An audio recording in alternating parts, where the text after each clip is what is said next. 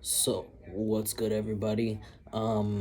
Before anybody says anything, I will probably never do another video with a shirt on. So you guys gotta get used to me being shirtless. You gotta get used to me being shirtless because I love being shirtless now.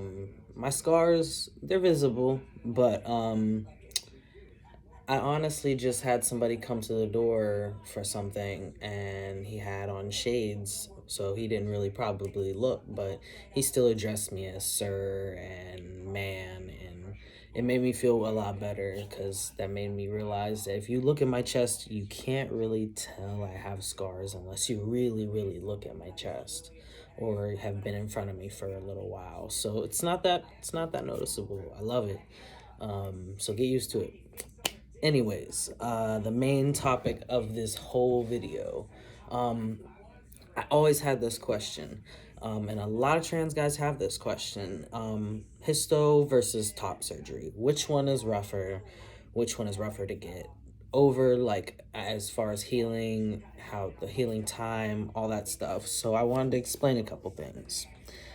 There's different sides to each surgery, but altogether, both surgeries leave you sore, tired. I had a rough wake up.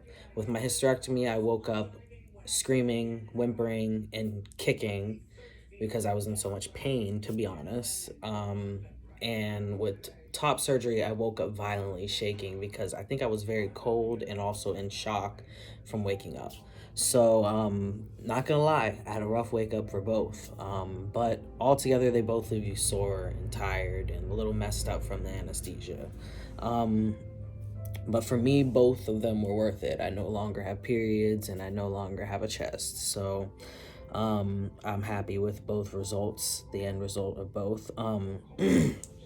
Now, a difference between them is my top surgery was double incision, but with nipple sparing. So, top surgery, double incision, unless you're getting keyhole, is very invasive.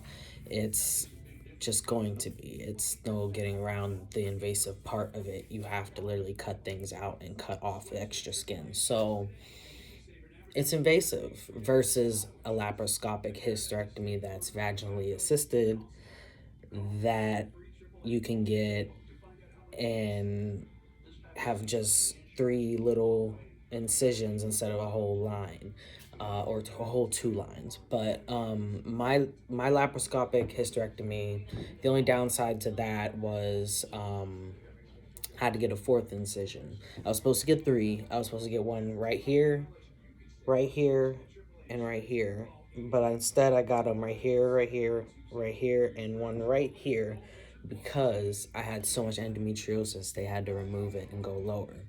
So, because of the endometriosis I had, I was in a lot more pain than I anticipated. That's why the violent screaming and the violent screaming and whimpering and kicking once I was waking up.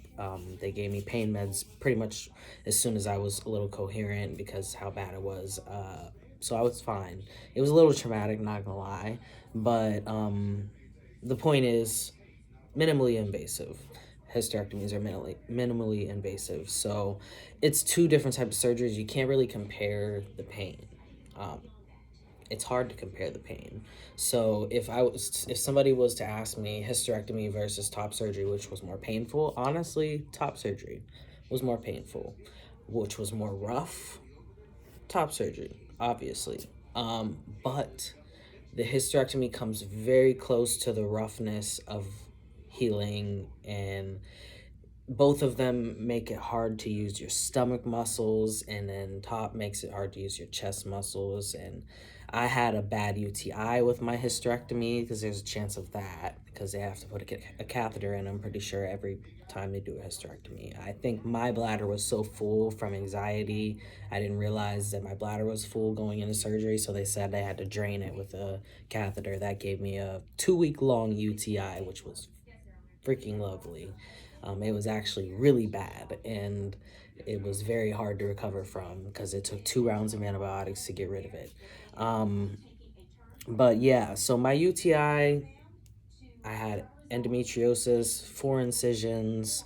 It was my first major surgery, was my hysterectomy, and honestly, because of the hard, because it was hard to use my stomach muscles, it was hard to produce my first bowel movement. I had to go, but it was hard to go. With my top surgery, it wasn't hard to go.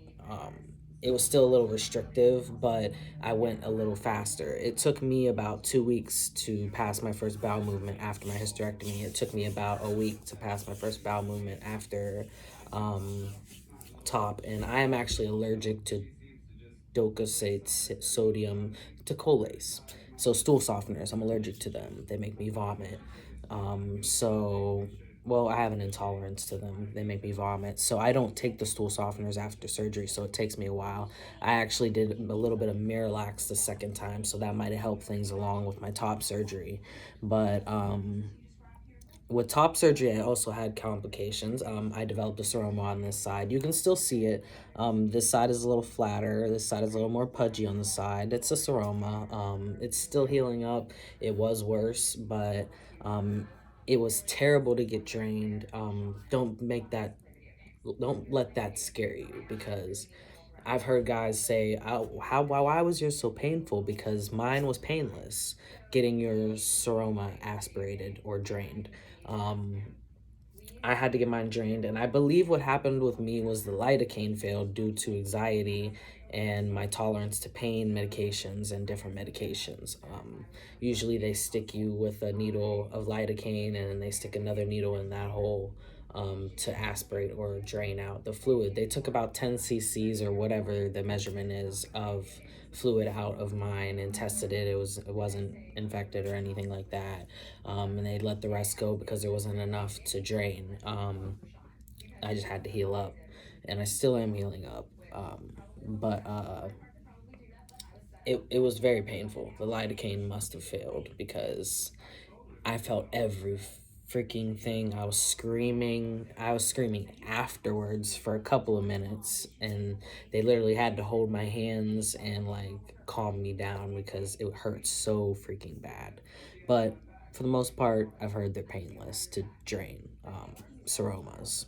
So a few days after my top surgery, I did develop a fever, and my doctor almost didn't clear me for surgery because my lymphocyte count was so low. Um, I think it was low, and they needed it to go higher or something like that. Something was wrong with my neutrophils and lymphocytes. It's always been like that in my blood. I don't know what that is exactly, and they've never diagnosed me with anything. So I don't know why the neutrophil lymphocyte thing happens to me, but my lymphocyte count was like low or something. They wanted it to go up above a certain amount, and I got blood drawn a couple of days after my initial blood draw for the surgery clearance, and I was cleared for surgery because the count was better. It improved, but I think that contributed to my fever, for the fever that I fought after top surgery for a few days. And you can feel a fever. You get like hot flashes mixed with cold sweats. It's like you're hot and cold at the same time, but you're sweating, but your skin is freezing, but your head is burning. It's terrible. So you do risk getting a fever. It happens sometimes. I had a fever of about 99 to 101 for a while, off and on. It wasn't consistent, but I did have a fever for 2 or 3 days. And also itching was bad. I didn't, it wasn't a major issue or a rough part to get through because I took Benadryl, but I want to warn some guys that itching is something nobody really talks about. Make sure you have Benadryl for your surgery, because I was up one night crying because the itching was so bad, and I had no Benadryl, but I realized that I had my stepson's kid's Benadryl, so I took some of his. So yeah, it was bad. The itching's bad. Make sure you have Benadryl for your surgery if you're not allergic, because I've heard people are allergic, or some antihistamine or whatever you can take for itching. Make sure you have it. So yeah, overall, you can't really compare them. Top surgery was overall rougher, more rough, whatever.